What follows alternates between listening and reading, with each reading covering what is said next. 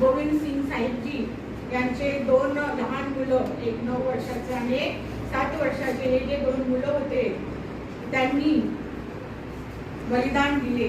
तर बलिदान कशासाठी दिले तर बघा, त्यावेळेस जे मोगलांचं शासन होतं, मोगलांचे राज्य होते, मोगलांनी या परिवाराला धर्म परिवर्तन करण्यासाठी खूप आग्रह केला होता. वेळ प्रसंगी प्रलोभनं पण दिली होती, पैसेही देऊ करण्याचा प्रयत्न केला होता, परंतु ते मानले नाही, डगमगले नाही, शरण गेले नाही.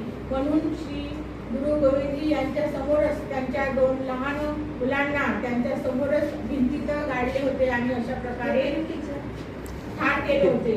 तर त्यांची जी धर्माच्या रक्षणासाठी ती जे शौर्य बघून, वीरता बघून, त्यांची शौर्यगाथा बघून आपणही त्यांचं स्मरण करू आणि आजच्या दिवशी त्यांना विनम्र अभिवादन करूया. आणि याच्यातून आपल्याला जे काय द्यायचं आहे स्मरण करून जर आपण शिकवणूक घ्यायची असेल तर ती म्हणजे अन्यायाच्या विरुद्ध प्रतिकार करण्याची ताकद आपल्या अंगी यावी म्हणून हा दिवस आपण काय करतो, साजरा करतो.